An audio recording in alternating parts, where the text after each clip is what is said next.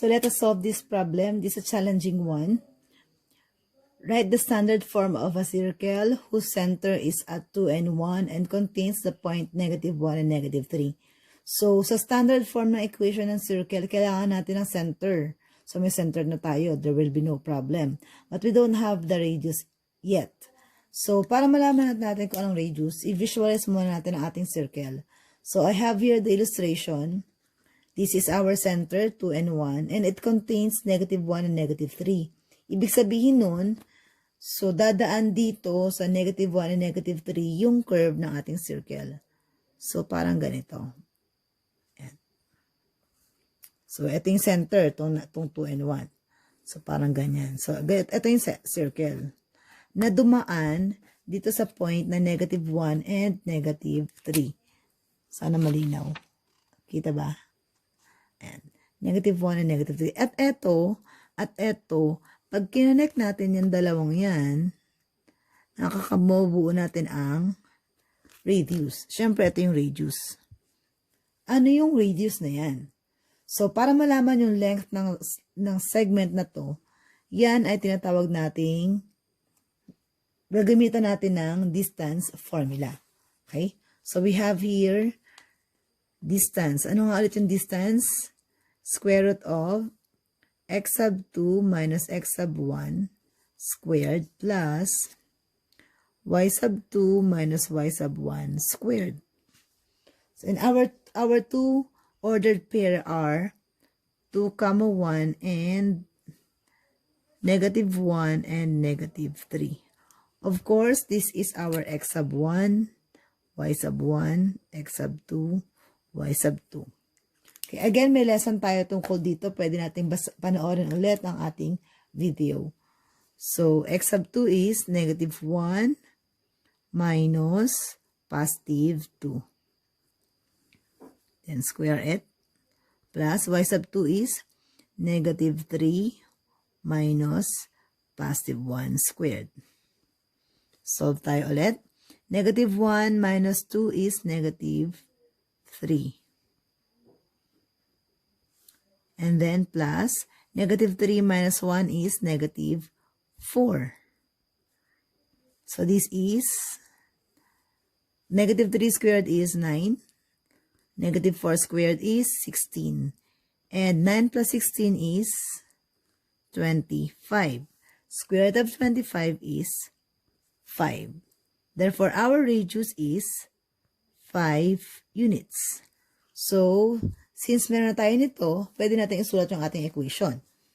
So, x minus 2 squared, standard form lang naman ang hinihingi, and then plus y minus 1 squared equals r squared. So, we have 5 as our r. 5 squared is 25. And this is our equation in standard form. Okay, so let's have another example. Write the standard equation of a circle whose radius has endpoints 2, 3, 6, and -1. If the circle is at the first quadrant. So, again, kailangan natin ng center at ng radius para maisulat natin ang standard equation. Pero, hindi natin alam kung alin sa dalawang endpoints ng ating radius ang center. Pero ang sabi dito, circle is at the first quadrant. Okay, so tingnan natin. So, this is, point natin sa circle, ito yung 2 and 3, ito yung 6 and -1. Alin ba ang nasa first quadrant? Ito bang 2 and 3 or ito bang 6 and -1? Siyempre, ito yung first quadrant. So, ibig sabihin yan, ito ang center ng ating circle, yung 2 and 3. Siya yung ating center. And with that, kung i-drawing natin ang circle natin, ito siya. Nagiging ganito. Of course, hindi naman tayo required na i-drawing. Hindi naman sinabing i-drawing. Pero I'm showing you. Yan. Ito ang magiging tsura ng ating circle. Okay? And this is our radius. Again, hindi natin alam kung ano ang ating radius yet. But of course, this is the distance between this endpoint and the other endpoint. So, the distance is square root of x sub 2 minus x sub 1 squared plus y sub 2 minus y sub 1 squared. simplify natin or ilagay natin yung values. Ito ang ating x sub 1, y sub 1, x sub 2, y sub 2. So this is square root of 6 minus 2 squared plus negative 1 minus 3 squared. Proceed. So we have 6 minus 2, 4. Negative 1 minus 3 is negative 4. So negative 4 squared. So this is 16 plus 16. 16 plus 16. And then this is square root of 32. 32 is not perfect square, pero pwede natin siyang i-factor out. Obviously, ang kanyang factors ay 16 and 2. 16 times 2 is 32. Ang 16 ay perfect square.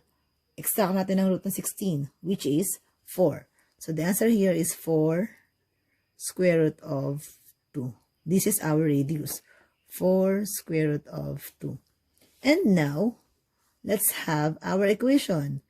So x, standard lang naman tayo. So x minus 2 squared plus y minus 3 squared equals r is 4 square root of 2. Pag in-square natin to, syempre lalabas pa rin ang 32. Try natin. 4 square root of 2 squared. This is 16 times 2, which is 32. And so, sa equation natin, it should be 32. This is our equation of the circle with these conditions. So, see, we applied here the distance formula and our equation of the circle in standard form. Kung gusto natin siyang gawing general, pwede rin naman. Okay. Find the standard equation of the circle whose diameter has endpoints at negative 2 and 1, 8 and 1. So, hinahanap natin dito ay ang equation, pero wala tayong center at radius. Ang given lang ay ang endpoints ng diameter. So, looking at our illustration, ito yung endpoints, negative 2 and 1, 8 and 1. Diameter siya. So, obviously, pag diameter, nasa gitna nun yung center. So, kailangan natin malaman kung ano yung gitna ng negative 2 and 1 and 8 and 1. And that gitna is the midpoint. Midpoint. So, in this case, yung midpoint ng endpoints na to, siya ang center ng ating circle. So, how to find the coordinates of our midpoint? The formula is m is equals to x sub 1 plus x sub 2 over 2. And for y, that is y sub 1 plus y sub 2 over 2. So, hanapin natin ang midpoint nitong dalawa para mahanap natin kung ano yung center. So, that would mean negative 2 plus 8. Negative 2 plus 8 over 2. That is the x coordinate. For y coordinate, yung y naman, 1 and 1. So, 1 plus 1 over 2. And then, solve tayo. Negative 2 plus 8 is 6, right? 6, ito na. 6 over 2. And 1 plus 1 is 2. So, we have 2 over 2. Simplify natin siya. 6 divided by 2 is 3. And then 2 over 2 is 1. So, ito ang ating magiging midpoint. Ito. Siyang midpoint, so, dito siya. So, that is positive 3 and positive 1. Ito. Ayan. So, siya ang magiging center natin. Kasi siya ang midpoint ng ating diameter. So, that means, kung magdodrawing tayo ng circle, siya ang gitna. Parang ganito. Ayan, ito. Kung hindi siya masyadong accurate, sorry kasi hindi tayo gumagamit ng graphing paper. Ayan. Yan ang ating circle. Ito ang ating center. So, meron tayong center 3 and 1. Pero wala pa tayong radius. Okay, so of course, pwede tayo magbilang 1, 2, 3, 4, 5 para malaman natin. Pero let us compute for the radius. And that radius is the distance of this midpoint to this endpoint or of this midpoint from this endpoint. So kahit alin dyan. So kunin natin yung 3 and 1. Tapos yung isa sa kanila, kahit itong 8 and 1 na lang, 8 and 1. So ano ang distance nilang dalawa? As you can see, meron silang pareho sila ng y coordinates. So, ang distance na lang ay, x sub 2 minus x sub 1, absolute value. Wala yan So, this is 8 minus 3, which is 5. So, 5 units ang ating radius.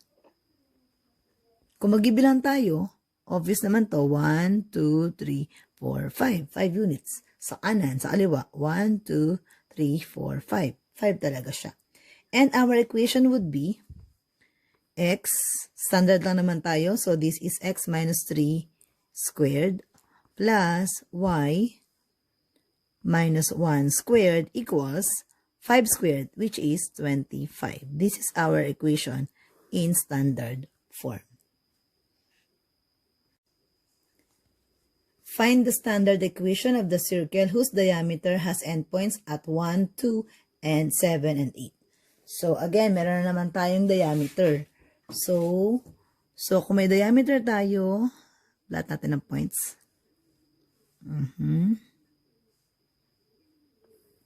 Ayan. So, 1 and 2. Ito yung isa. Yung isa ay 7, 8. 1, 2. So, 1, 2, 3, 4, 5, 6, 7. 2, 3, 4, 5, 6, 7, 8. So, pagtapatin, ito ang endpoint. Ito ay 7 and 8. And, so, kung yan ang diameter, kailangan natin makuha ang kanyang midpoint. Yung nasa gitna. Anong midpoint dito? Anong magiging ordered pair nito? Gamitin natin ang formula.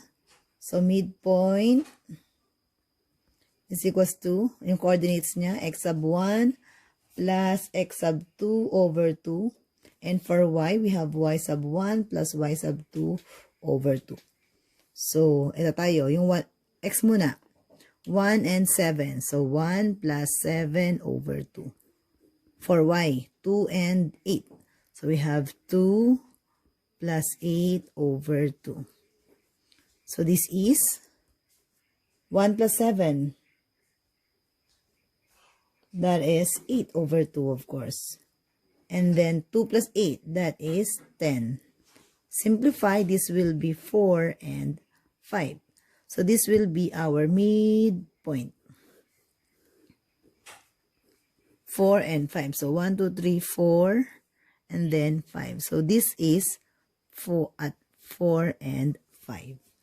So, may center na tayo. We have the center. Which is 4 and 5. Radius na lang.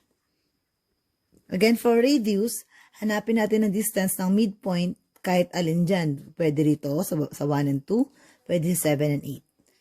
Okay? So, dito tayo sa 1 and 2 para mas maliit na number. So, pero, kung 1 and 2 and 4 and 5, kailangan natin ng distance, wala tayong parehong ordered pair. Wala tayong parehong coordinates. So, gamit tayo ng distance formula. X sub 2 minus x sub 1 squared plus y sub 2 minus y sub 1 squared. Okay? So, this is 4 minus 1. 4 minus 1 squared plus 5 minus 2 squared. So, this 5 minus 2 squared. Square root of 4 minus 1 is 3 squared plus, this is another 3. 5 minus 2 is 3. So, this is square root of 9 plus 9. Square root of 9 plus 9 is 18. Again, di siya perfect square pero pwede ang 9. So, this is square root of 9 times 2. Square root of 9 is 3. So this is 3 square root of 2. So this is our radius. 3 square root of 2. 3 square root of 2. Ayan. So meron tayong equation. X minus 4 galing dito squared plus y minus 5 squared equals. What is the square of 3 square root of 2? Ito yun. 18. Try natin. So, 3 square root of 2 squared is 9 times 2, which is 18. So, ang sagot nga ay 18. So, this is our equation. So, that's it. I hope you have learned the midpoint, the distance formula, and the equation of the circle.